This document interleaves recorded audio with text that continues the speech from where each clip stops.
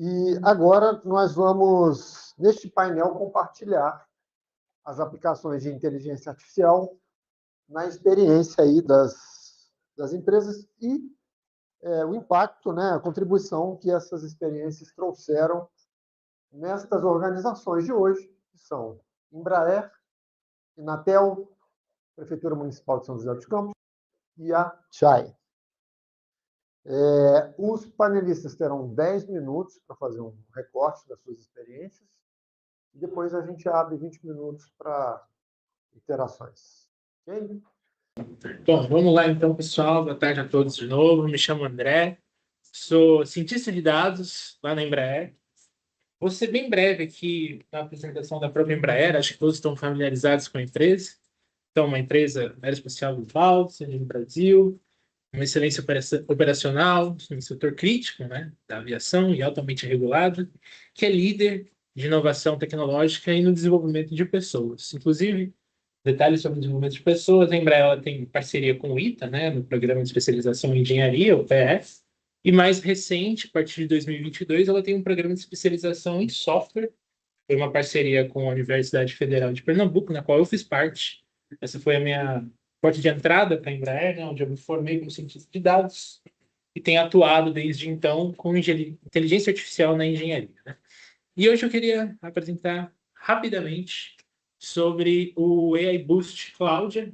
Cláudia é um trocadilho com um modelo de linguagem chamado Claude, onde a gente está implementando o primeiro assistente digital da engenharia da Embraer, que é baseado em IA generativa. Então, ele foi um assistente que a gente desenvolveu junto com a engenharia de projeto na Embraer. A engenharia de projeto, ela lida com diversas normas técnicas no dia a dia do trabalho, e a gente queria, então, como uma prova de conceito, implementar esse assistente digital que trouxesse agilidade para o engenheiro no dia a dia que precisa lidar com esse volume excessivo de informação quando faz o seu trabalho, né? E é um assistente que trouxe bastante transformação cultural dentro da engenharia da Embraer, por ser uma tecnologia emergente, né? A IA generativa, ela é muito recente. A gente começa ela ali em 2018 na academia, e a partir de 22 a gente já tem as primeiras provas de conceitos acontecendo no mercado e nas indústrias, né? Então, é uma aplicação que tem uma aderência forte com duas das principais tecnologias habilitadoras que o Instituto Brasil Digital aponta, né? A principal dela é a tecnologia de inteligência artificial e também a tecnologia de dados, né? Um não vive sem o outro. Toda inteligência artificial necessita que a gente tenha uma boa base e fundamento de dados. E é a partir dela que a gente conseguiu criar esse assistente. Então, se sente bastante focado nos dados de normas técnicas da engenharia. Então, falando mais especificamente um pouquinho sobre a aplicação, né? A engenharia de projeto, ela tem um dado, a norma técnica é um tipo de dado que ele é muito complexo para se tratar com algoritmos de computação mais tradicional. Então, você vai ter ali dentro daquele dado linguagem natural, né? Então, a maneira de se escrever uma norma técnica é todo carregado de conhecimento humano com base em materiais, em regulações, em regulamentos. E para isso, o engenheiro precisa ali descrever com o conhecimento dele, seja diagramas de peças, de part numbers, seja tabelas de várias medidas, de porca, de parafuso, de qual material é compatível com qual diâmetro de uma porca é compatível com determinado parafuso. E todos esses dados, para eles serem consumidos pelo engenheiro no dia a dia, geram um estresse, geram uma carga de trabalho grande, e é justamente ali que a gente vai querer atacar com a inteligência artificial generativa. A gente entende que esses tipos de modelos de linguagem eles são muito bons para fazer síntese de informação. Então, como assistentes, eles podem habilitar os engenheiros a tomarem decisões muito mais rápidas, né? Então, a gente coloca aqui como a otimização desses processos de engenharia são bastante facilitados por esse tipo de tecnologia e também dá apoio à tomada de decisão rápida e crítica. Sobre os pilares, né, e os fundamentos do ecossistema do Brasil Digital, a gente tem aderência a 4 deles, né, 4 pilares fundamentais. Eu gosto de destacar bastante os pilares de pessoas, e acho que os pilares de sociedade também está ali ligado, né, principalmente esse de pessoas ao centro, o desenvolvimento desse projeto, ele precisava muito do input dos engenheiros, então a gente sempre teve eles junto da gente desenvolvendo esse projeto, seja testando a ferramenta, dando feedback contínuo, ajudando a gente a construir conjuntos ali de dados que facilitassem o entendimento da inteligência artificial e desse esse feedback para saber que a gente estava no caminho certo e que essa inteligência artificial estava de fato ajudando ele, né? E também o pilar de pessoas, eu queria destacar, né? Trago aqui os principais fundamentos. E aí, o primeiro desse Agile Mindset, né? A IA, ela acelera tanto na tomada de decisão como também na experimentação. Então, a gente começou com essa engenharia de projeto, que era um tipo de dado que a gente via que tinha maior ganho, mas agora a gente tem todo um roadmap de outras bases de dados que a gente quer também evoluir dentro da engenharia, né? E aplicando o mesmo conceito de um modelo de IA que está ali dando suporte ao engenheiro a processar essa informação mais rápido. A gente também destaca o pilar de gestão de mudança, né? A IA, ela introduziu, de certa forma, um novo paradigma de como esse engenheiro trabalha. Então, foi preciso estar junto deles, entendendo as dores deles, de como utilizar essas ferramentas, para também dar um letramento de como se trabalhar com esse novo tipo de tecnologia. Então, a gente vê muito, assim, questões de existem a engenharia de prompt, né? Como que eu lido com essa IA, como que eu interajo com ela, como que eu converso com ela. O principal ponto é que agora a gente tem uma interface com esses documentos em linguagem natural. Então, esse tipo de tecnologia, ele traz também uma acessibilidade principalmente para os engenheiros mais novos, né? Que às vezes, num cenário, ali, num contexto que é carregado de termo técnico, dentro da Embraer a gente também tem carregado muitas siglas ali no contexto da engenharia. Então, poder conversar com essas normas técnicas em linguagem natural é um habilitador muito bom, muito interessante, né? Isso também vai transformar, de certa forma, como esses engenheiros vão trabalhar e vão resolver seus conflitos e transformar isso em resultados. A gente também traz ali um pilar de consolidar essa cultura de inovação. Então, a IA, ela acaba sendo um grande pilar agora dentro da engenharia, né? Justamente porque ela traz essas novas habilidades ali do engenheiro e permite outras, né? A gente está começando a identificar novos usos para esse tipo de tecnologia, onde a gente consegue utilizar elas dentro de outros pipelines, de outros processos, para também automatizar, seja automatizar a interação do usuário com a ferramenta, com outras ferramentas, e começar a ver ela como uma interface do engenheiro com os processos da engenharia. Tem o pilar aqui de promover o autodesenvolvimento. Eu acho que isso vai direto com essa questão dos novos engenheiros que estão entrando, que eu comentei, que acabam lidando com essas informações que às vezes precisam se acostumar. E também esse de operacionalizar o encaminhamento social, né? Ganhar essa maturidade digital vai permitir planejar essas transições profissionais com responsabilidade, reduzindo impactos sociais da automação. Vou passar agora a palavra para André. E agradeço aqui pelo convite e pelo espaço de fala. Obrigado, Fábio.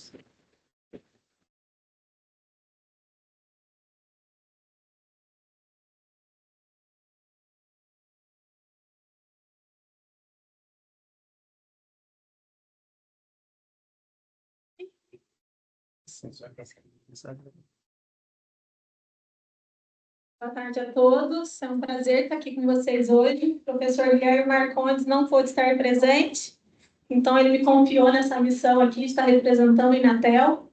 Vou começar me apresentando. Me chamo André Prado, sou formada em Engenharia de Produção, pós-graduada em Gestão de Projetos Ágeis. Atuo no Inatel desde 2021 e atualmente estou como gerente de projetos no projeto Nativos do Futuro. Bom, vou falar um pouquinho agora sobre o Inatel, para quem não conhece. Ele foi fundado em 65, em Santa Rita do Sapucaí, no sul de Minas Gerais. Então, nós já temos aí mais de 60 anos de tradição. Foi a primeira instituição de nível superior a ter engenharia de telecomunicações. Temos mais de 30 anos de experiência com projetos, empresas e empreendedorismo, prestando serviços tecnológicos para o mercado global. Somos uma unidade credenciada em Embraer e também líder em pesquisas em telefonia móvel 5G e 6G.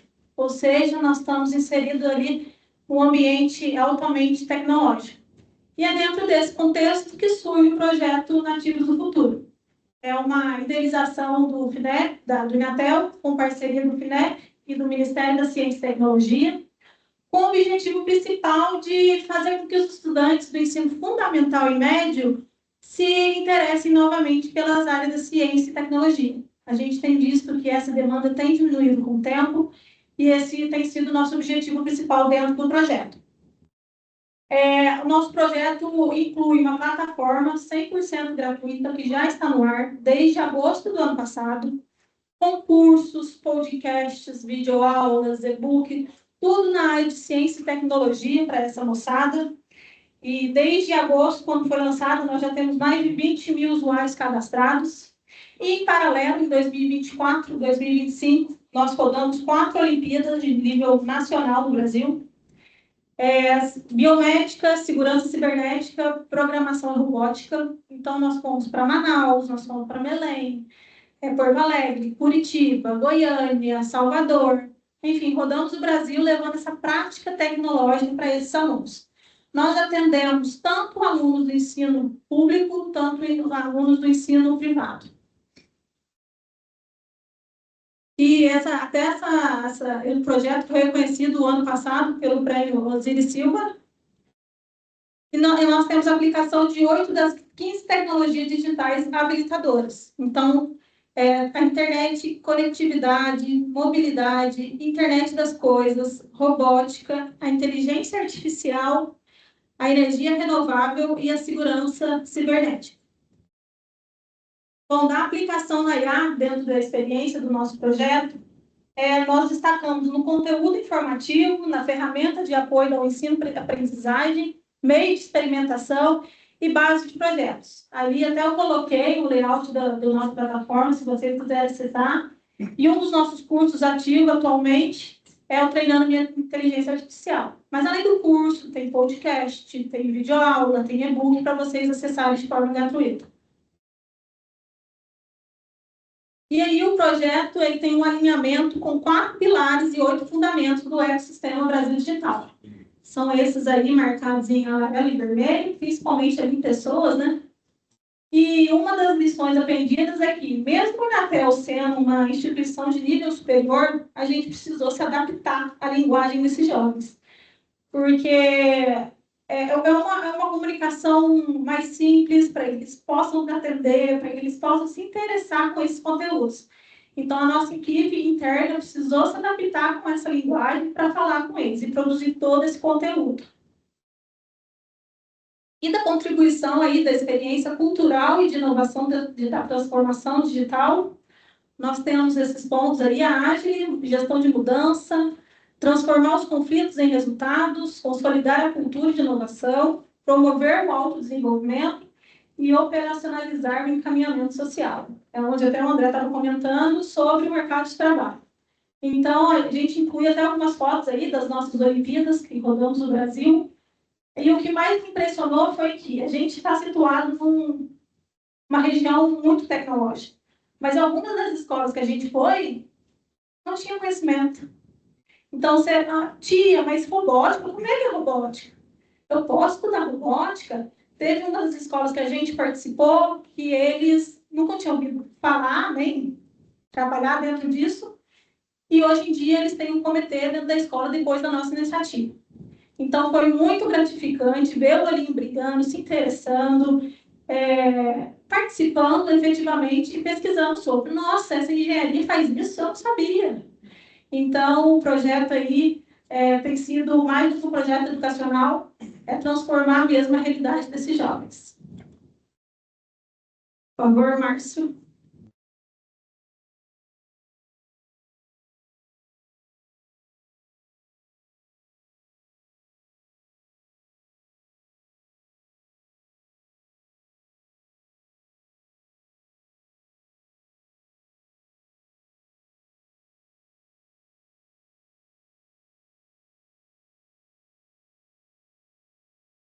Olá, boa tarde. Agradecer ao professor Francisco, professor Ari, por mais essa oportunidade. Eu sou Márcio Catalani, secretário adjunto de Educação e Cidadania aqui em São José dos Campos. Com esse projeto que nós vamos apresentar aqui hoje, né, essa experiência, nós fomos destaque no prêmio Osiris Silva Brasil Digital no ano passado. Bom, na Secretaria de Educação hoje a gente tem, panorama rápido, né, 178 unidades escolares, quase 80 mil alunos e mais de 7 mil funcionários. Em relação ao programa digital, nosso carro forte é o programa Educação 5.0, que ele surgiu pós-pandemia, de uma necessidade em que nós receberíamos de volta todas essas crianças familiares na escola, depois de 2 anos de confinamento e uma vivência muito grande com a tecnologia.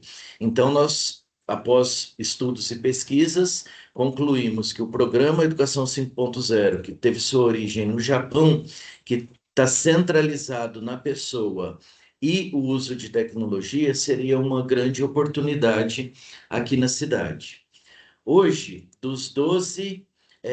das 12 tecnologias das 15 tecnologias habilitadoras, nós estamos incluídos em 12 delas, e essas que têm um círculo são aquelas que estão mais presentes e tem a gente tem uma participação mais forte, é o que mais se destaca dentro do programa de Educação 5.0. Em relação à IA e à nossa experiência, o que está muito forte foi a necessidade de evolução dos indicadores de aprendizagem.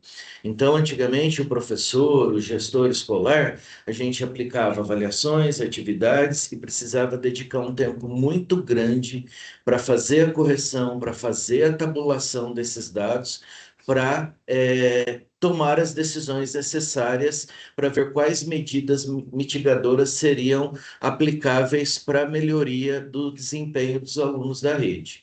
Então, hoje nós atuamos fortemente com 2 plataformas que ela aplica a inteligência artificial para promover a personalização do ensino. É uma plataforma que está focada no desenvolvimento das habilidades da BNCC em todas as áreas do conhecimento. Ela faz uma programação em que as trilhas de aprendizagem, as atividades propostas para as crianças podem ou não ser planejadas pelo professor. A própria plataforma, ela gera essas atividades, mas proporciona que o professor também tenha uma atuação nela. A criança realiza essas atividades e a própria inteligência artificial faz a leitura do nível de proficiência daquela criança de forma individual e já encaminha para uma atividade, dependendo do desempenho na atividade anterior, se ela precisa de uma atividade de reforço ou se ela precisa de uma atividade mais desafiadora. Essa plataforma gera resultados individuais por aluno, por turma, por escola, da maneira que o gestor e a Secretaria de Educação necessitar para poder avaliar o desempenho das crianças. Uma outra plataforma que a gente utiliza, então ali eu coloquei a Play. Na verdade, nós fizemos um contrato, é a Jovem Gênesis, mas ela está personalizada como Play. A outra, ela ajuda muito na fluência leitora. Antigamente, nas escolas, os professores ficavam preocupados com a nota por si só. Hoje, ele precisa desenvolver habilidades. As habilidades nas áreas estão dentro da proficiência, principalmente português e matemática. A Elefante Letrado, ela tem uma inteligência artificial voltada para medir a fluência leitora. Então, a criança, ela acessa a plataforma, ela tem livros dedicados às várias faixas etárias, ela lê com o microfone, a plataforma faz a medição de quantas palavras são lidas por minuto, qual a complexidade das palavras e das frases, e também o texto. E libera um relatório para o professor para dizer como é que está essa fluência, como é que a criança está lendo. E o tempo de leitura também ele é determinante para a questão da fluência. Então, para todos os alunos de forma geral, essas 2 plataformas. Uma outra questão com inteligência artificial que nós temos, que aí é para a inclusão, nós adquirimos para os alunos cegos e com baixa visão a bengala inteligente e o óculos inteligente, que é uma tecnologia israelense. E o óculos, inicialmente fizemos a aquisição pensando na criança com cegueira e baixa visão, e depois descobrimos que ela também ajuda a criança com dislexia e descalculia. É um óculos que tem um dispositivo que ele faz a leitura oral para a criança acompanhar. E a bengala, todos eles são programáveis. E a bengala, ela é inteligente porque se programa o trajeto que essa criança precisa no seu deslocamento e ela tem um sensor que ela vai guiando a criança, identifica obstáculos e serve como se fosse o cão-guia, só que digital para a criança. Da questão relacionada aos pilares, está marcadinho em laranja, o centrado nas pessoas, por quê? Porque a educação trabalha com pessoas, não tem como fugir disso. Mas, circulado em vermelho, tem alguns que nós colocamos com destaque, que tem uma influência, né? Tem uma ênfase também grande dentro desse da educação 5.0 no município. E em relação às contribuições, a gente vem aí com a questão do feedback rápido. Quando eu falei dessas plataformas, nós temos resultados imediatos. O professor aplica atividade, ele pode programar uma avaliação, um simulado, o resultado dele é imediato. A questão da gestão para mudança é que ficou muito claro, até para o professor que tinha preocupação, né, dentro daquele senso comum de ser substituído por uma inteligência artificial, por uma máquina, isso também gerou uma mudança de pensamento. E ele passou a entender que essas tecnologias aí colocam o aluno no centro das discussões e a preocupação com a aprendizagem. Outra coisa fundamental é que nós saímos do achismo para resultados reais. Nós temos evidências de como realmente está a aprendizagem das crianças no momento de discussão de propostas. Uma cultura de inovação é colocar a tecnologia como ferramenta que auxilia o professor no processo de aprendizagem. Então, essas plataformas hoje estão bem consolidadas. E essa plataforma, o aluno não precisa 100% do professor. Ele pode, em casa, também acessar a plataforma, ela é gamificada, tem bonificação e tem avatar, então traz também uma atração e um estímulo para que ele seja protagonista da sua aprendizagem. E a inclusão digital, ela está ligada à questão do óculos, da bengala que eu disse, e essas plataformas, a gente não precisa olhar só para a criança com deficiência. Nós temos que olhar para a equidade. E essas duas plataformas, elas contribuem para a gente fazer a inclusão com a personalização de todo tipo de aluno que a gente tem dentro da sala de aula e identificar as fragilidades. E agora eu convido o Eduardo.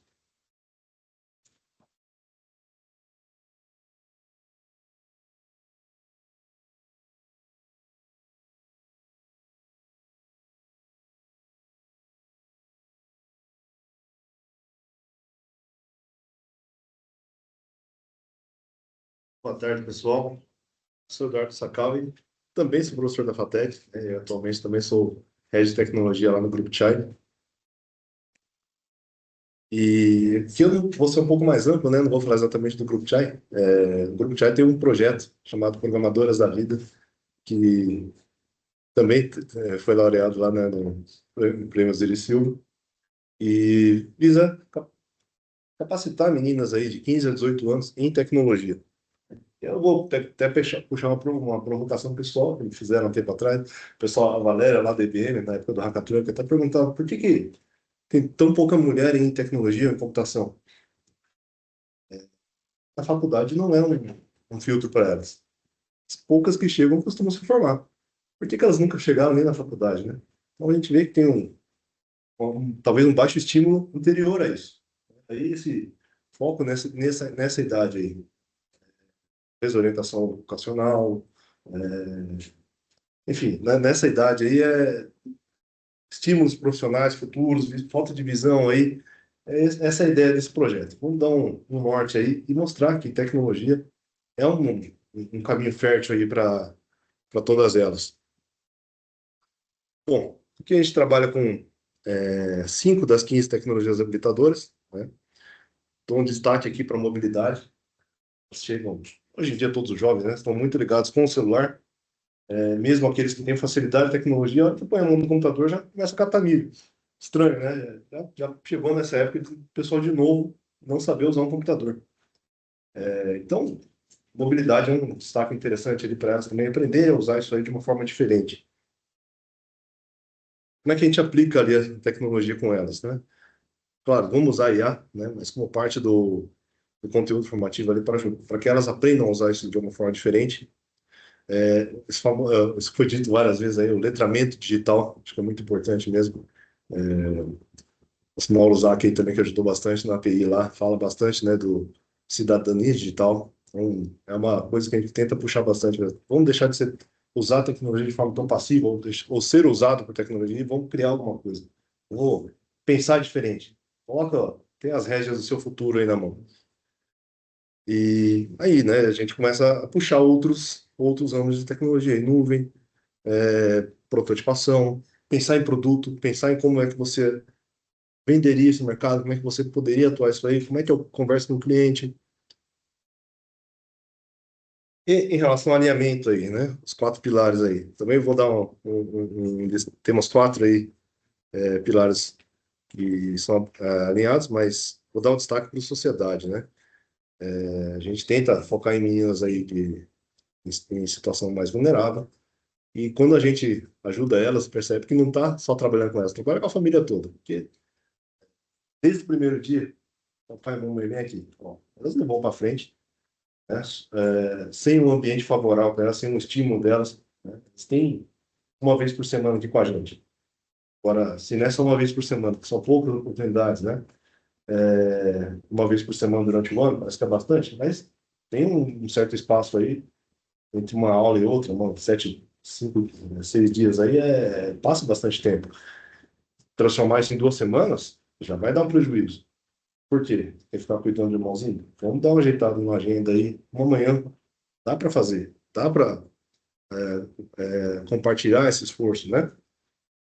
Pensando no futuro delas. E a gente até reparou que começou a chegar os irmãos mais novos também. Quer dizer, a família começou a entender isso diferente. Já estamos indo para a 4ª turma. E como contribuição, já deu para perceber ali, né, que a gente consegue, com essa pouca interação que a gente consegue com elas durante o ano ali, já tem meninas que começaram a pensar diferente, né? Vestibular, que elas nem tinham na cabeça, já estão fazendo a faculdade, já estão trabalhando, conseguindo estágio na Johnson, e elas voltam para falar com as outras meninas de uma outra forma. Né? Naquele primeiro contato que elas mal abriam a boca para perguntar alguma coisa, elas voltam para compartilhar com as outras meninas. Existe um horizonte diferente. Aqueles dados, né, que o Lauri trouxe aqui são super interessantes. E muita gente de São José não conhece isso, né? Quando a Prolind é uma boa patrocinadora aqui do projeto desde o início, e a gente leva elas para conhecer a Prolind, aqui do outro lado da Dutra. Trabalha com alumínio, indústria. Elas chegam lá e fazem a menor ideia do que está acontecendo. Indústria do alumínio, pessoal, 15 a 18 anos, é uma realidade tão louca, tão por fora. E aí você vê, né? O quão curto que é o horizonte desse pessoal, quão dentro de uma aquário fechadinho que eles estão. E abrir rapidamente essa janelinha expande todo o futuro delas. Aí também abre o coração, né? Agora, como é que você usa a IA? Como é que você vai desenvolver essas coisas? Como é que você pensa no produto? Como é que você... E vamos colocando algumas metodologias nisso, né? Um pouquinho de design thinking, um pouquinho de ágil, um pouquinho de... Eu gosto do design sprint também, é mais rapidinho. Quiser algumas aulas com psicólogo, né? Tudo isso aí vai ajudando, vai montando um caminho muito fértil ali para elas. Bom, o grosso disso tudo, ao final, elas trabalham já os projetinhos, ao final elas chegam a desenvolver um aplicativo. A gente não ensina a codar, a gente trabalha com App Inventor, mas elas chegam a desenvolver um aplicativo que é usável, que é factível, que elas, ó, isso aqui eu consegui fazer, concluir. E consegue apresentar para uma banca, ó, isso aqui dá para usar. E agora, qual que é o pitch de venda que você faria? Também consegue fazer isso aí, direitinho. Funciona.